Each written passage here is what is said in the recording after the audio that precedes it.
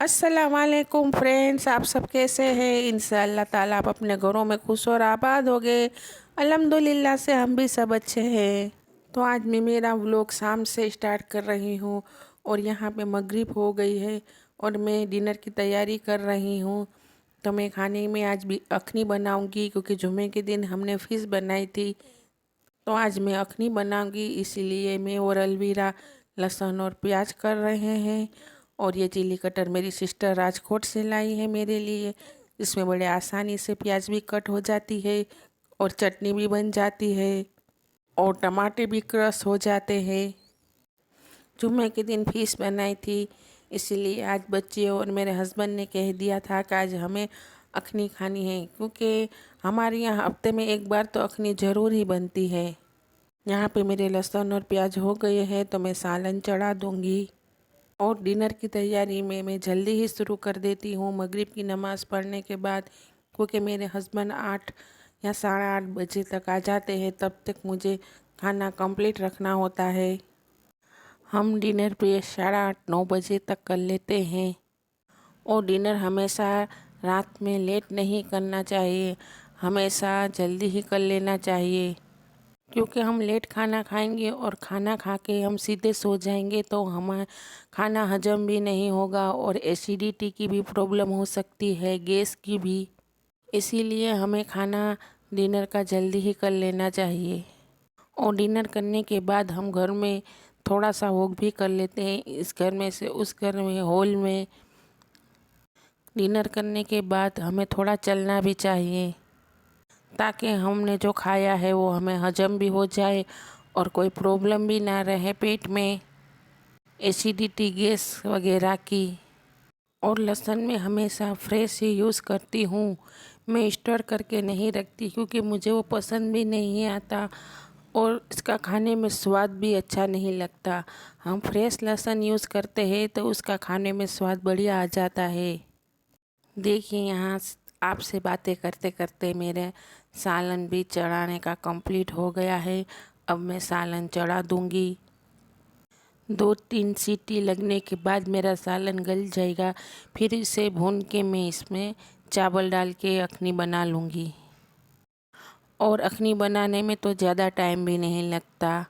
देखिए यहाँ पे मेरा सालन बन चुका था, मैंने उसे भून लिया है और इसमें राइस धो के डाल दिए, कोतमीर और पुदीना, और मेरी अखनी तैयार है। तो चलिए आप सब भी हमारे साथ बिस्मिल्लाह कीजिए और अखनी खाने आइए हमारे साथ। हेलो, वेरी गुड मॉर्निंग, कैसे हैं आप सब। चलो अब सुबह हो गई है और अब हम नाश्ते की तैयारी करते हैं। तो मैं आज आपको लीली चटनी की रेसिपी दूंगी। तो यहाँ पे मैंने 5-6 कलियाँ लहसुन की ले ली है और 2 हरी मिर्च ले ली है, वो मैंने पीस ली है और इसमें थोड़ा सा नमक डाल दिया है, उसे अच्छी तरह से मैंने पीस लिया है। और ये मैंने हरा धनिया ले लिया था, उसे भी अच्छी तरह से कट करके वॉश कर लिया है और अब इसमें डाल देंगे और इसे भी हम अच्छी तरह से पीस लेंगे। अभी विंटर का मौसम आ गया है तो धनिया और टमाटर भी बहुत अच्छे मिलते हैं, तो हम इस तरह कच्ची सब्जियों का भी इस्तेमाल कर सकते हैं और बच्चों को भी खिला सकते हैं। तो मैंने यहाँ पे 2 टमाटर ले लिए हैं और इसे क्रश कर लिया है। देखिए टमाटर को हम खम लेंगे ना तो इसके छिलके बाहर रह जाएंगे, तो मुंह में भी नहीं आएंगे और बच्चों को खाने में भी अच्छा लगेगा। कच्ची सब्जियां तो हमारे लिए भी अच्छी है और बच्चों के लिए भी अच्छी है। इस तरह से हम बच्चों को दे दें तो वो भी खा लेंगे और हम भी खा लेंगे। और देखिए जो मैंने यहाँ पे चटनी पीसी हुई थी ना, वो हम इसमें टमाटर में डाल के हरी मिर्च और लहसुन और हरा धनिया वाली जो पेस्ट मैंने बनाई थी ना, उसमें मिक्स कर लेंगे। इसमें हम ऑयल के नहीं डालेंगे, बस ऐसे ही खाएंगे। ये आप एक बार ज़रूर ट्राई करिएगा, खाने में बहुत ही अच्छी लगती है। और आप एक दिन नाश्ते में खाएंगे ना तो आप बार बार इसे बनाएंगे, क्योंकि एक बार खाते हैं ना तो बार बार इसका मन हो ही जाता है। देखिए यहाँ पे मैंने चटनी भी बना ली है और अब मैं रोटियां बना लूँगी। और मैं आपसे रोज़ अपना नाश्ता तो शेयर करती ही हूँ और हमारे यहाँ तो चटनियाँ सब ज़्यादा ही खाते हैं। किसी दिन लाल लहसुन की चटनी, किसी दिन हरी चटनी, किसी दिन टमाटर की चटनी, सबको ज़्यादा ही पसंद आ जाती है। और अंडा तो हम कभी कभी ही लेते हैं, ज़्यादातर नहीं लेते, क्योंकि अंडा खाने में किसी को पसंद नहीं आता, बच्चियों को भी नहीं आता। कभी भी बोलती हूँ कि अंडा खाना है आपको, तो बोलते हैं नहीं मम्मा, हमें अंडा नहीं खाना है, हमें आप चटनी बना दो, और रोटी ना खानी हो ना तो बस तो पोहा बटेटा बना दो, ऐसा बोलते हैं। लेकिन वो अंडा कभी नहीं खाती। और मेरे हस्बैंड भी अंडा नहीं खाते, क्योंकि उन्हें भी एसिडिटी हो जाती है, उन्हें भी प्रॉब्लम हो जाता है, इसलिए वो भी अंडा नहीं खाते। और मैं यहाँ पे मोइन वाली रोटी बना रही हूँ बच्चियों के लिए। और मैं आटा भी एक साथ ज़्यादा नहीं गूँथती, मैं थोड़ा थोड़ा ही गूँथती हूँ। सुबह का नाश्ते के टाइम जितना ही गूँथती हूँ, और दोपहर में फिर रोटी बनानी हो तब थोड़ा, फिर दोपहर जितना ही मैं गूँथ लेती हूँ।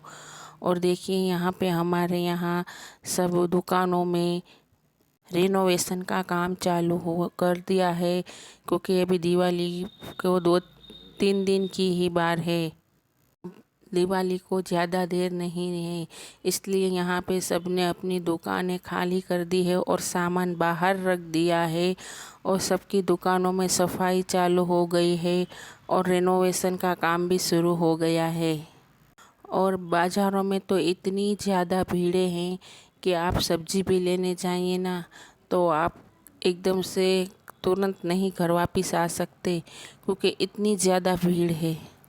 सुबह से लेके रात तक यहाँ पे इतनी भीड़ रहती है। और बाइक और रिक्शा का तो आप पूछो ही मत, एकदम से हॉर्न बजा बजा कर हमारे कान पका दिए हैं, क्योंकि अभी तो बहुत ही ट्रैफिक अभी ज़्यादा होने वाला है यहाँ पे।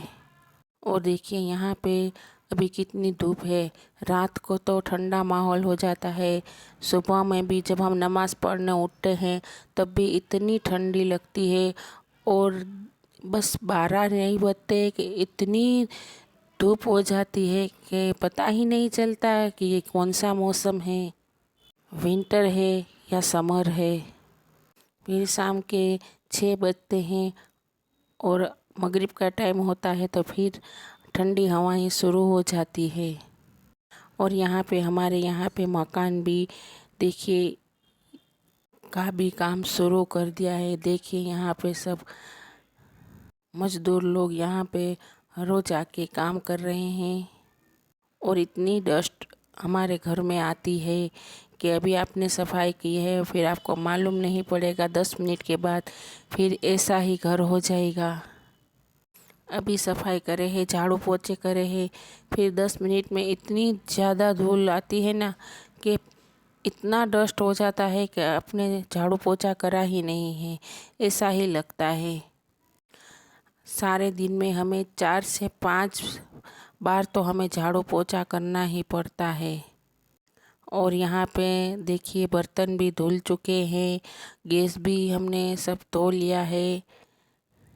और गैस तो हम रोज़ सुबह में नाश्ता करने के बाद फ़ौरन ही धो लेते हैं, एक आदत से हो जाती है ना सफाई की।